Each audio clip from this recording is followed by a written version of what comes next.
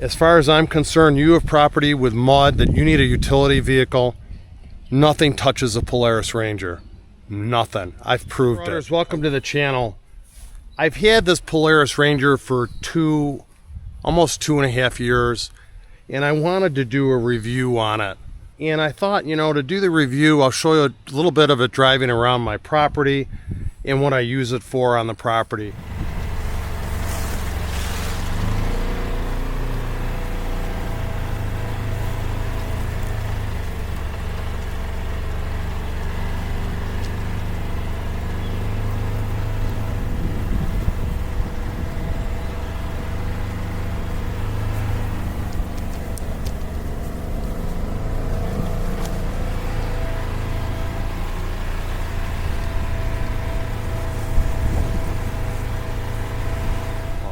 This time of year, I can usually run my track equipment, my track loader, my excavator across the property with no issue at all. But you can tell by the pond, we've had a very wet spring. We're now in the second week of June. The pond is filled to the brim, and I do have muddy areas on the property. And even my lawn where it's higher I had the track machine excavator up by the house and it tore up the lawn.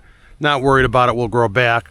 But I have to do some general maintenance, cleanup on the property, and that's when I usually turn to the Polaris Ranger. Even if I had my tractor, a tractor would still run up my lawn in these conditions.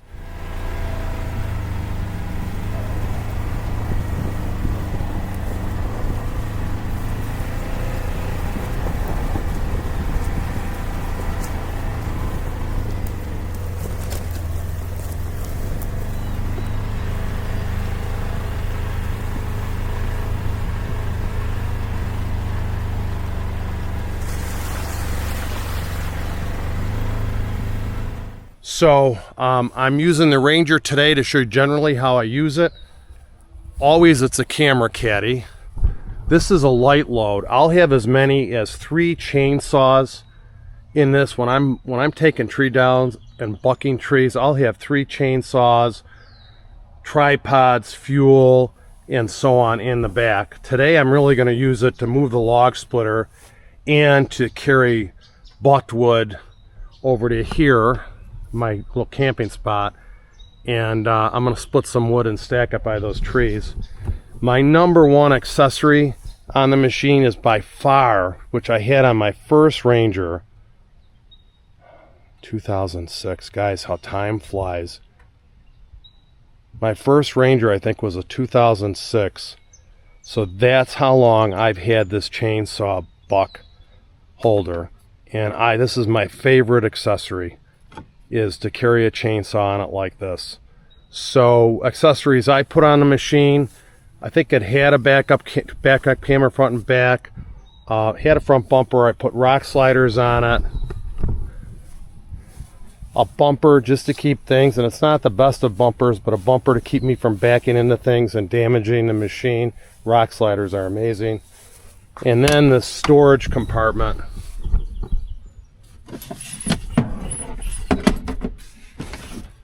That goes under the seat.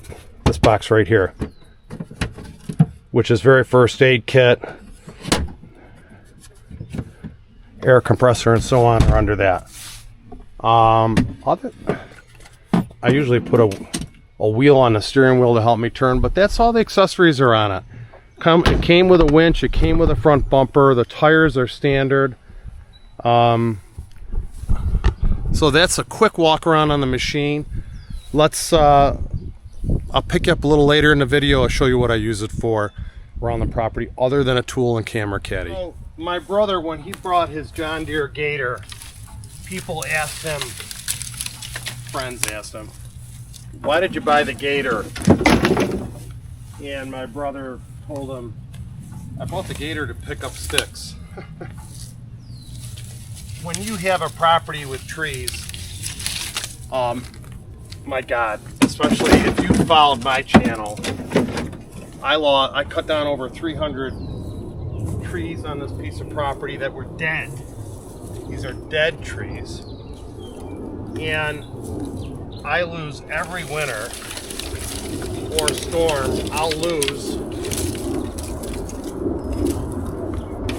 My gloves flew out of the back. I'll lose. This year I lost 4 trees during the winter because of storms, inclement weather. And I shouldn't say that. 4 ash trees, small, and then a huge willow tree, which I'll show you a little later in the video. But now, is this a luxury? Could I do this with a wheelbarrow and move around my property a quarter mile at a time with a wheelbarrow or a wagon? Yes, I could. Do I want to do it? No, especially the older I get. So it's just nice to have a machine, especially when it's wet in the spring and fall. You can count a tractor out. Can't use a tractor on this property, and the track loaders are, even though the track loader has a very light footprint, I have the wide tracks on it, still when you turn a little bit it will dig up the lawn. And during the winter, during the spring and fall when it's wet, you really can't beat a Ranger for always running around your property. But nothing, I can't emphasize this enough.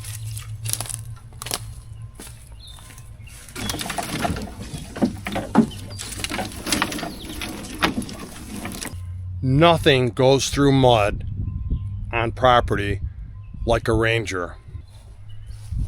In 2006, I looked like in an ice storm, it looked like someone had dropped trees from the 500 feet above my property, and they just all over the ground like straws, like spaghetti thrown on a table, raw spaghetti. So a backhoe, I had backhoes at work, they couldn't go through the mud during the winter.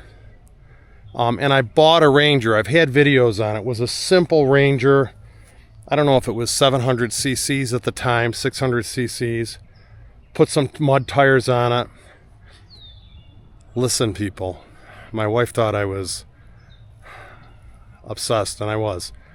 That Ranger with the side stakes on the bed moved 18 double axle dump truck loads from my woods to the street through the mud to clean up the woods. You couldn't even walk through the woods. I cut my way with the downed trees to make paths. So I've had Can-Am Defenders, which are great machines. I've had them. As far as I'm concerned, you have property with mud that you need a utility vehicle. Nothing touches a Polaris Ranger. Nothing. I've proved it. I wish I had a video camera back then to record it. Just an amazing machine. I used to load that thing with wood from the bed all the way to the top of the roof. I had side stakes on it. I don't know if I have a picture to show you. Okay, let's finish this up.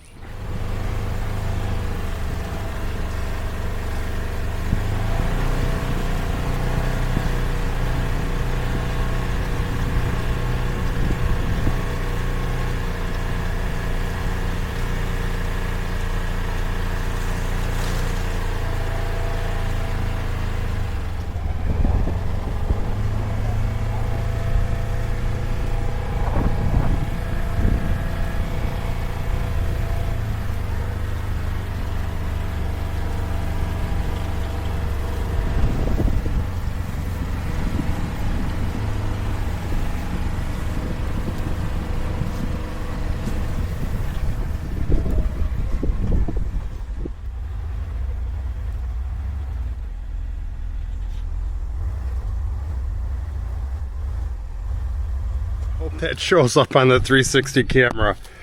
I use the I use the backup camera on this. Never done it before, to back up on that ball hitch, and it worked flawlessly. This was a little lower than the ball, but I bumped it up and got it on there. This arm is a pain in the butt to get up on this thing. I'm gonna do that off camera. I hate struggling with that damn thing. Okay, so it's hooked up. Let's I have to pick up that batch of wood, pile of wood, and put it in the back. plus another one around the corner. Hopefully I can put it all in the box, and I'll pull the log splitter, county line log splitter, over by the tree over there.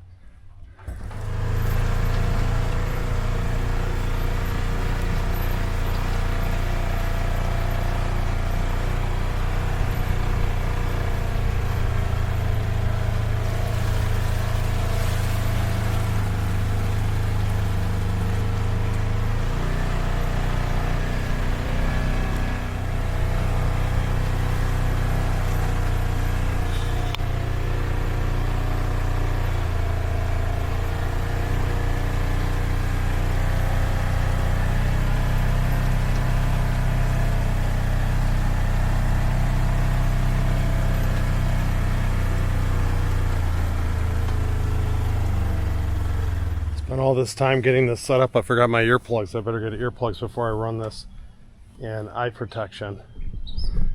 But that's my setup. Try to get a campfire going here before the end of the video. I'll do a walk around on the machine in front of the campfire.